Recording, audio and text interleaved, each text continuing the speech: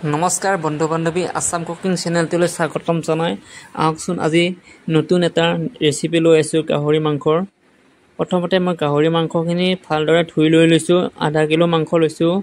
তাৰ কাৰণে মই ব্যৱহাৰ কৰিম পিঁয়াজ, বিলাহী, আলু, আদা নহৰু, কেঁচা জলকীয়া আৰু শুকান জলকীয়া, তেজপাত এখিলা।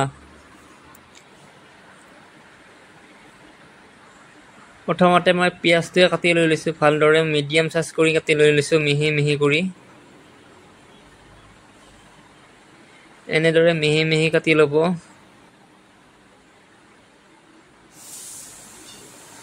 এনেদৰে মিহি মিহিকৈ কাটি লোৱা হ'ল। আপোনালোকৰ বাৰু খবৰ খাতি কেনেকুৱা, ভালনে? ইয়াৰ মাজতে এটা সুধিলোঁ খবৰ খাতি কেনেকুৱা, ভালে আছে আপোনালোক? ময়ো ভালে আছোঁ বাৰু। আপোনালোকে বহুত মৰম দিছে, তাৰ বাবে বহুত বহুত ধন্যবাদ। আগৰ ভিডিঅ'গিলানত বহুত মৰম দিছে, সেইকাৰণে আপোনালোকৰ খবৰ খাতি সুধিছোঁ, ভালনে আপোনালোকৰ? কেঁচা জলকীয়া কাটি লোৱা হ'ল, শুকান জলকীয়াও কাটি লোৱা হৈ গ'ল। এতিয়া আলুটো 4 পিচ কৰি লৈছোঁ এটা আলুৰ। মই মাংসত আলু দিলেহে মই ভাল পাওঁ মাংসত। গাহৰি মাংসত বিলাহী এটা দিওঁৱে মই, এটা বা দুটা বিলাহী দিব লাগে, তেতিয়াহ'লে মাংসটো খাই ভাল লাগে বিলাহী গাহৰি। এতিয়া মই নহৰু আদাখিনি ভালদৰে খুন্দনিটোত পেষ্ট কৰি লৈ ল'ম। অকণমান আদাটো মিক্সাৰ মেচিনত আৰু কৰি নাথাকে খুন্দনিতে দি দিছোঁ। এইখিনিও মোৰ পেষ্ট কৰি লোৱা হৈ গ'ল আদা নহৰুখিনি।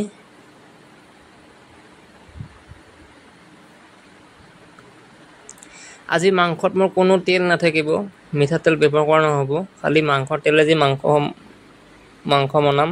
প্ৰথমতে জিৰা 2 চামুচ, হালধি 2 চামুচ লৈ লৈছোঁ মই, আৰু নিমখ একেবাৰে সোৱাদ হিচাপে লৈ লৈছোঁ। এইখিনি মোৰ যোগাৰ কৰি লোৱা হৈ গ'ল।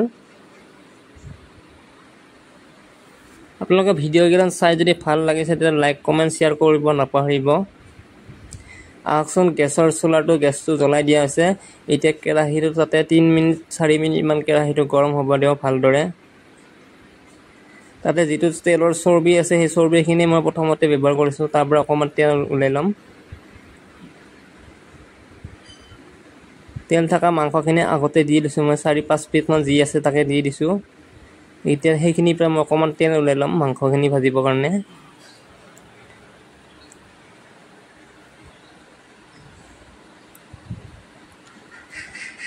এনেদৰে ভালদৰে ভাজি লৈছোঁ যাতে তেল অকণমান ওলাই লয় কেৰাহীটোত। এতিয়া বাকী থকা মাংসখিনিও দি দিছোঁ মই, এইখিনি ভালদৰে ভাজি ল'ম, তেলখিনিৰ লগতে ভাজি ল'ম। এইখিনি মই ভালদৰে ভাজি লৈ আছোঁ যাতে এতিয়া তেল ওলাইছে, আপোনালোকে দেখিছে জানো তেল ওলাইছে। এতিয়া মই কাটি লোৱা পিঁয়াজখিনিও দি দিছোঁ, শুকান জলকীয়াও দি দিছোঁ, কেঁচা জলকীয়াও দি দিছোঁ। তেজপাত খিলাটো দিয়াই নহ'ল বাৰু, লৈছিলোঁ বাৰু সেইখিনি দিয়াই নহ'ল।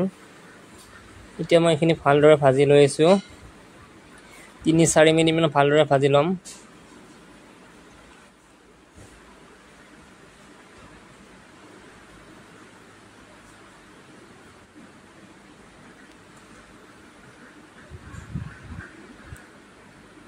এতিয়া মই নিমখ অকণমান ব্যৱহাৰ কৰি দিম, বেছি দিব নালাগে, একেবাৰে দিব নালাগে, পিছত দিব আকৌ। এতিয়া মই অকণমান দিছোঁ নিমখটো দিয়াৰ কাৰণ হ'ল যিটো মাংসত যিটো পানী থাকিব সেই পানীখিনি ওলাই আহিব, যাতে মাংসখিনি লাগি নাযায় তলত।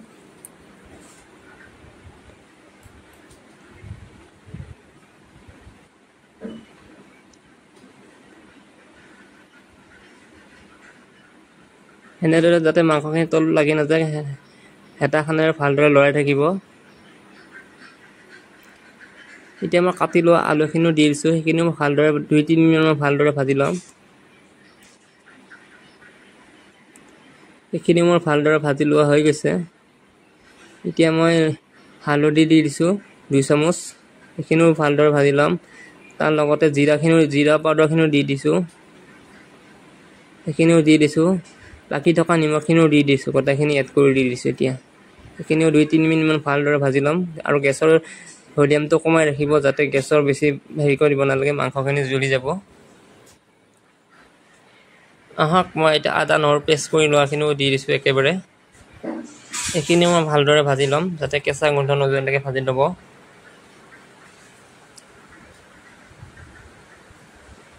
তাৰ কাৰণে মই গৰম পানী ব্যৱহাৰ কৰিমেই বাৰু, গৰম পানী কৰি লৈছোঁ আগতে চাহতে। আজি মাংসখিনি মোৰ ইমান তেল নাই সেইকাৰণে তেলটো কমি গৈছে।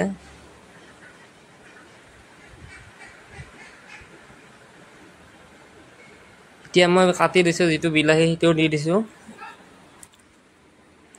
বিলাহীটো একেলগে ভাজি ল'ম, 2-3 মিনিটমানৰ বিলাহীটো ভাজি লোৱা যাব।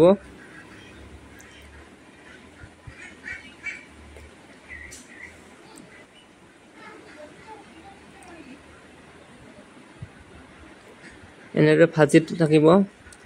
এতিয়া মই গৰম পানী অকণমান ব্যৱহাৰ কৰিম, একেবাৰে পানীটো দিব নালাগে। এইখিনি দি অকণমান হেতাখনেৰে ভালদৰে লৰাই দিম যাতে মছলাখিনি তলত লাগি নাযায়।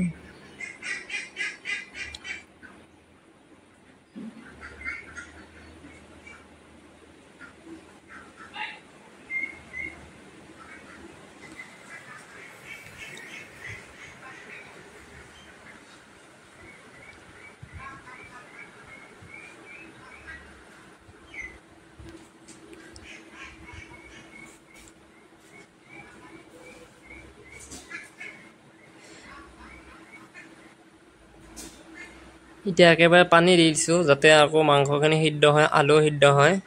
একেবাৰে পানী দিছোঁ, পানীও বেছি পৰিমাণ দিব নালাগে। ভাজোতে যদি ভালকৈ ভাজা যায় মাংসত বেছি পানী দিব নালাগে। মোৰ মাংসখিনি প্ৰায় হৈয়ে গৈছে। অলপ উতল আহিব দিব, উতল অহাৰ পিছত তাতে গৰম মছলা ব্যৱহাৰ কৰে না বেলেগ কিবা মছলা ব্যৱহাৰ কৰি দি দিব আপোনালোকে। মোৰ গৰম মছলাই ব্যৱহাৰ কৰিছিলোঁ, ছানৰাইজ গৰম মছলা ব্যৱহাৰ কৰিছোঁ। এইটো ছানৰাইজৰ গৰম মছলাটো ভালে লাগে, চেণ্টটো ভাল আৰু মাংসটো বঢ়িয়া এটা সোৱাদ আহে।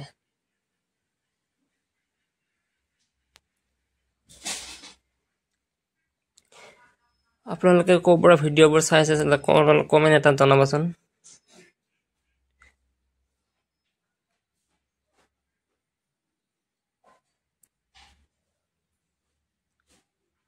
মোৰ মাংস হৈয়ে গৈছে, এতিয়া মাংসখিনি মই থাল এখনত নমাই ল'ম এতিয়া।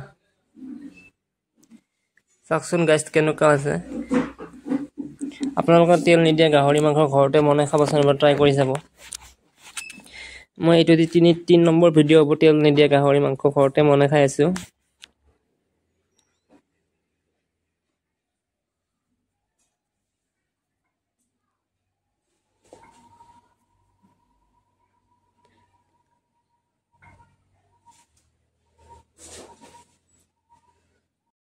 শেষত সকলোকে ধন্যবাদ জনালোঁ মোৰ ভিডিঅ' চোৱাৰ বাবে। বহুত বহুত ধন্যবাদ থাকিল।